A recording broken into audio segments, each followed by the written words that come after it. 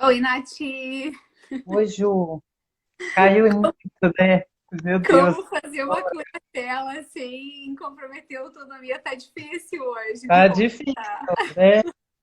Tá difícil fazer uma live sem cair a internet, mas vamos lá, né? Vamos Eu lá. acho até que ou a internet ou o aplicativo, né? Primeira vez que eu faço Pode nesse ser, aparelho. pode ser. Sim, pode ser. Mas vamos lá, vamos Vamos continuar. lá. Eu acho que 10, 15 minutos dá, né? A gente Claro, resume, então. tranquilo. Como é que Sim. é o resumo? Eu estava fazendo na outra.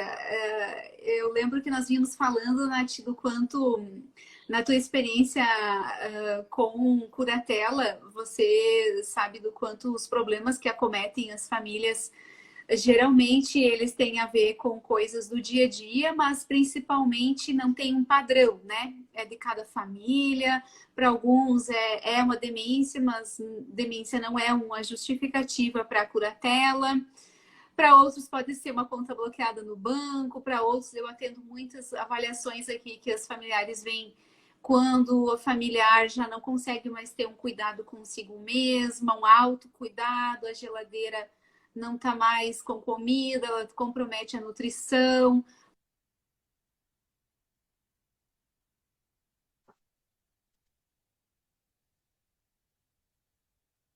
Ju, você tá sem som.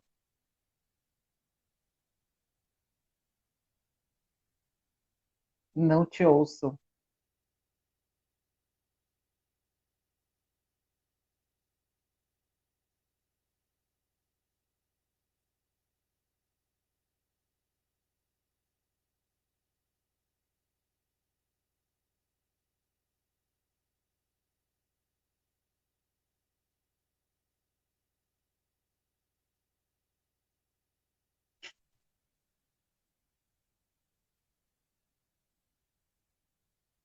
Agora eu tô te ouvindo, mas você estava totalmente sem som.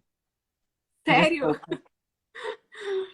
Então, que problemas e de que forma você tem visto que é uma das mais indicadas para que realmente numa curatela o familiar, as familiares, aqui eu falo no feminino porque são mais mulheres, não comprometam a autonomia da pessoa idosa com a qual elas estão responsáveis, estão cuidando, Nath.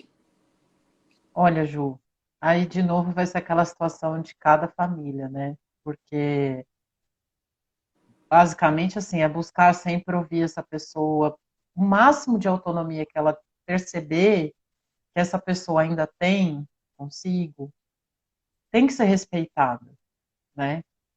Seja para escolher uma comida, para vestir uma roupa, para calçar um sapato, para escolher a hora de dormir, de assistir TV, né, de sair ou não.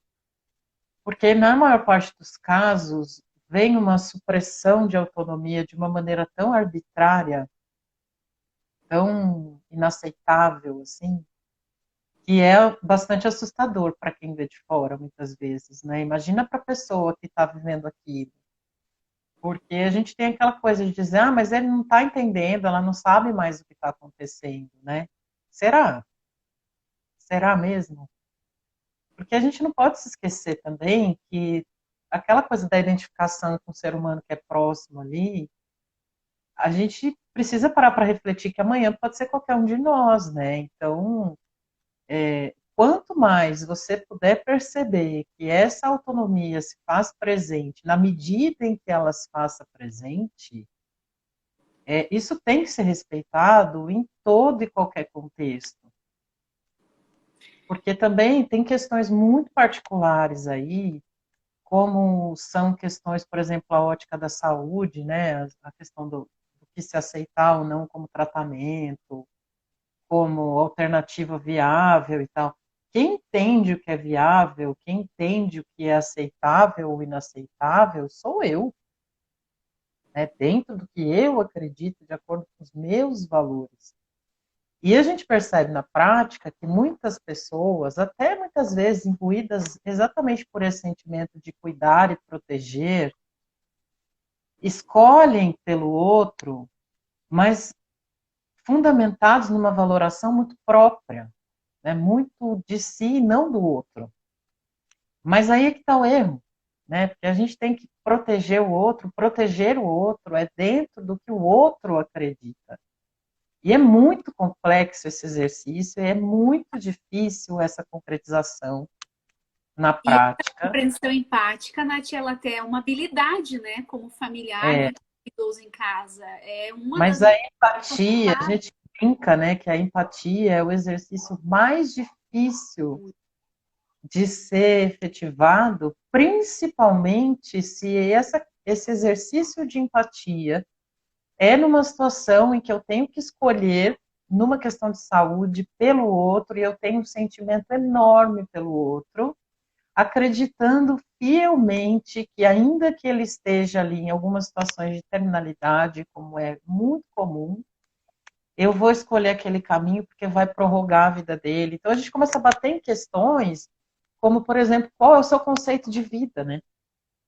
Qual é o seu conceito de escolha? Qual é o seu conceito de dignidade? Mas a empatia, que a gente precisa demais que ela seja uma realidade, ela é, mas sem sombra de dúvidas, uma das coisas mais difíceis de se ver realizando na prática. verdade. Principalmente quando é alguém que gosta demais do outro e é uma decisão que leva a um comprometimento de vida, né, ao que a gente pode considerar aí uma distanásia, né, como a gente diz na seara da saúde, que não tem mais condição digna de sobrevivência, mas eu quero outro ali, ele vai ficar ali, independente de como ele esteja, né? Mas aí também é de cada um, né, Ju? Mas esse exercício de empatia, de ouvir a voz do outro, de dar ao outro a vez e a voz que ele precisa ter, independentemente dele ter Alzheimer, dele ter uma doença neurodegenerativa, dele ter 100 ou 105 anos, né? Não importa, é uma pessoa com uma história, com uma... que é isso que a gente fala muito em aula também, né? Não é só uma, uma, uma cronologia, é uma biografia de vida. É Então, é isso. E é entender isso, a dimensão disso é algo muito importante. bem ao encontro disso, Natália, veio mais uma pergunta aqui de quem está assistindo aqui pelo WhatsApp. O que teria de vantagem para um procedimento de saúde se a família já tem uma curatela da pessoa idosa? Bom, a vantagem da curatela nesse sentido praticamente não existe, porque a lei nem dá ao curador poderes para decidir sobre a questão da saúde. É óbvio que é essa pessoa que será consultada numa situação em que tenha que se tomar alguma medida ali. É óbvio que sim.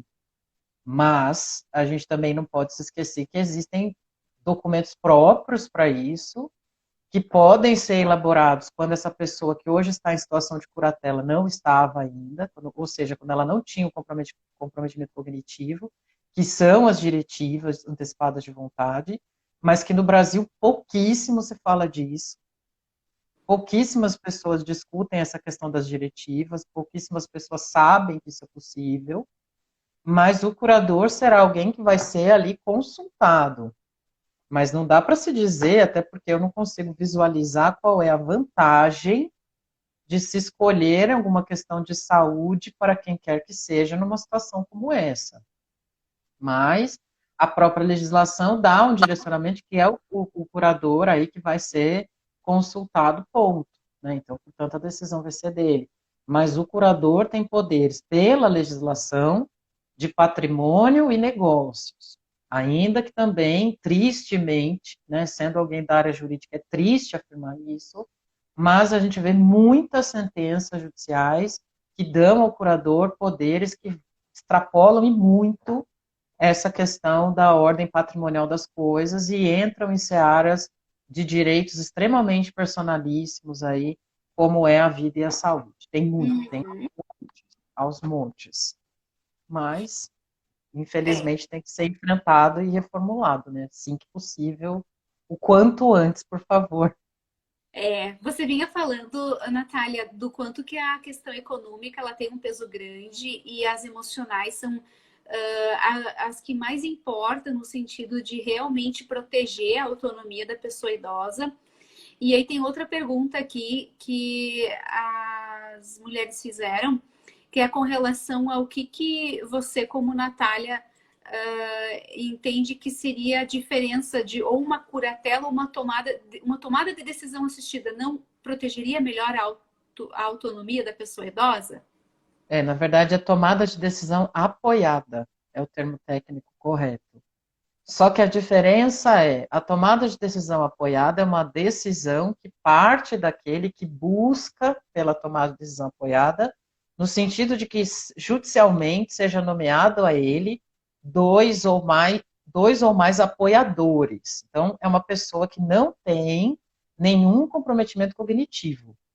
Quando eu falo de uma curatela, não é a pessoa que vai escolher quem vai ser o seu curador, porque ele já está numa situação de comprometimento cognitivo em que judicialmente vai ser nomeado a ele, né, a essa pessoa, dois ou mais curadores, se assim for possível. Pode ser um só, pode ser dois ou mais, assim como apoiador. Pode ser um só, pode ser dois ou mais. A diferença é exatamente essa, né? Aquela pessoa que busca o seu apoiador, ela tem um exercício de autonomia muito maior, né? Por quê? Porque ela não tem um comprometimento cognitivo expressivo nenhum ali. Ela pode, por exemplo, ter um diagnóstico de Alzheimer, ela pode ser a sabedora de que um dia, né, o caminhar dessa situação, dessa doença, dos estágios que virão, trarão a ela aí comprometimentos de várias ordens, incluindo o cognitivo. Então, ela já parte desse entendimento, ela busca a judicialização, pede aí a nomeação desse que vai ser o seu apoiador, para que lá na frente, muitas vezes, essa pessoa que hoje é o seu apoiador, amanhã vai se tornar o seu curador. Porque pela legislação também, a ideia, né, é que as ações de curatela seriam subsidiárias às ações de tomada de decisão apoiada. Porém, na prática, a gente observa que o número de ações de curatela, se comparados ao número de processos de tomada de decisão apoiada, eles são extremamente diferentes. O número de ações de curatela é absolutamente expressivo com relação ao número de processos de decisão apoiada, porque muitas pessoas nem sabem que isso é possível ainda, né? Ela veio no sentido de preservar e de perseguir, proteger o envelhecimento ativo, né? Como é que é esse tal de envelhecimento ativo? É uma pessoa que está envelhecendo, mas que não está ficando com comprometimento cognitivo, porque os anos estão passando, mas ela está se deparando com algumas limitações. Limitações essas que não são a ordem da cognição da existência, né? São pessoas que já cientes disso, sabedoras da sua situação, no momento de autopercepção, de autoanálise, buscam a judicialização para terem esses apoiadores, e se lá na frente acontecer um comprometimento cognitivo, ok, eles vão virar os meus curadores. Não necessariamente, né, porque muitas coisas podem acontecer, mas pelo caminho lógico, né, e legislativo da coisa, é isso que se idealiza quando a gente fala de uma legislação contemplativa que busca aí proteger e salvaguardar o envelhecimento ativo mesmo. E não tem como falar de envelhecimento ativo sem autonomia, né, Nath? Não. Isso que a fala vem a corroborar muito do que a gente percebe. Até no doutorado, quando eu pesquisei sobre percepção de suporte familiar, a autonomia ela sempre vem muito intrincada junto com a afetividade e adaptação que você vinha falando antes, quando caiu, né, nossa conexão. Mas a adaptação, ainda mais numa fase de envelhecimento em que tem algum diagnóstico, tem novas demandas, né? E o afeto principalmente, justamente porque geralmente o escolhido tem algum nível de afeto evidenciado e sempre é considerado nessas decisões.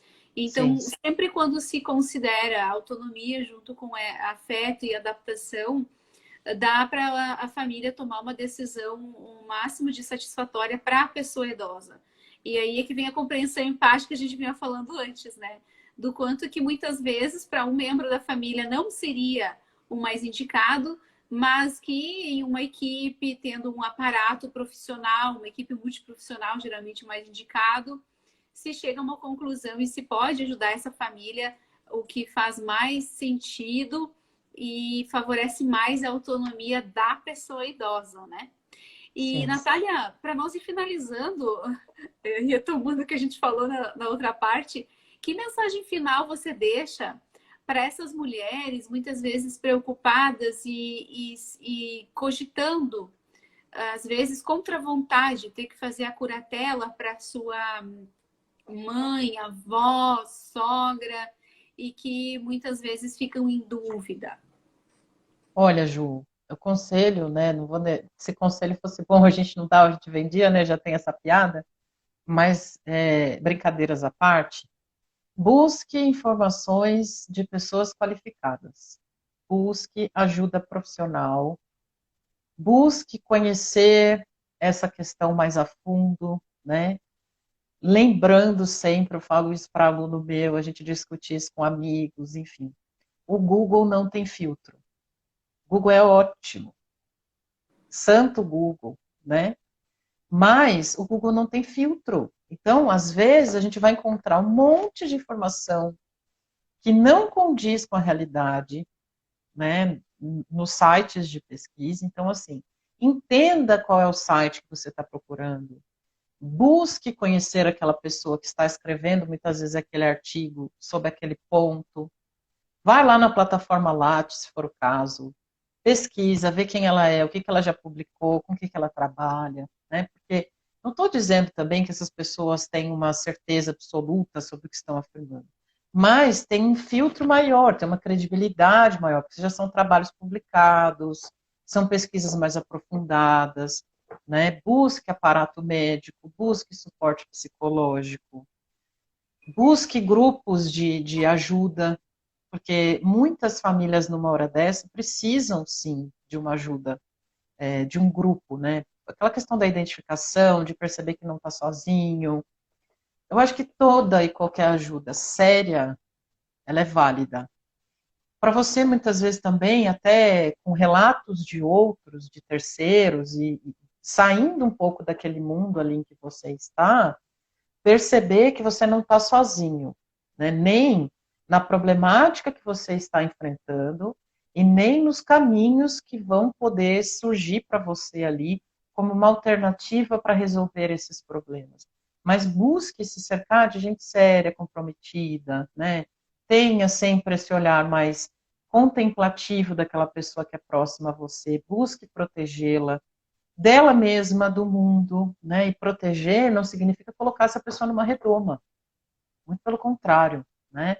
Proteger é dar a ela cada vez mais autonomia, dar a ela cada vez mais dignidade e entender que para fazer isso eu não vou conseguir fazer sozinho muitas vezes, né? Então, é buscar ajuda, Ju, é o fundamental, é se cercar de gente séria, né, e se cercar de informações aprofundadas, com substância, com propriedade, e proteger sempre, né, essa pessoa que é tão próxima a ela ali, porque o sentimento, né, que une tudo isso é infinitamente maior do que qualquer conselho ou dica que eu pudesse dar aqui. Que maravilha! Olha, a tua mensagem vai muito ao encontro do que a gente acredita aqui também, inclusive por conta da hora, a gente vai encerrando justamente por conta desses grupos. Até no domingo, no sábado, no domingo, a gente tem grupo de encontro online, justamente com familiares, para se trabalhar justamente essas questões que você falou.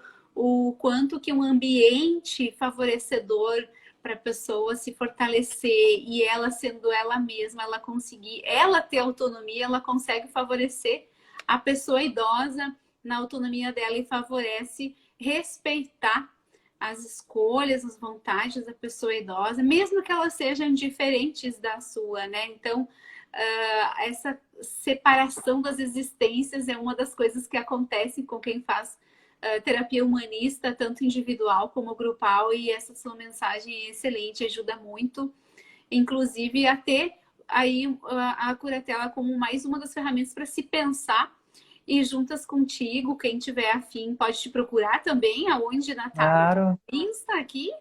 meu Insta está disponível aí, né, nataliaverde.advogada, tem o meu site também, www.nataliaverdeadvogada.com.br. E eu estou à disposição, agradeço mais uma vez o seu convite, Ju, fico à disposição. Sempre que quiser, precisar ou sentir saudade, Muita procura por saudade. mim aqui em São Paulo.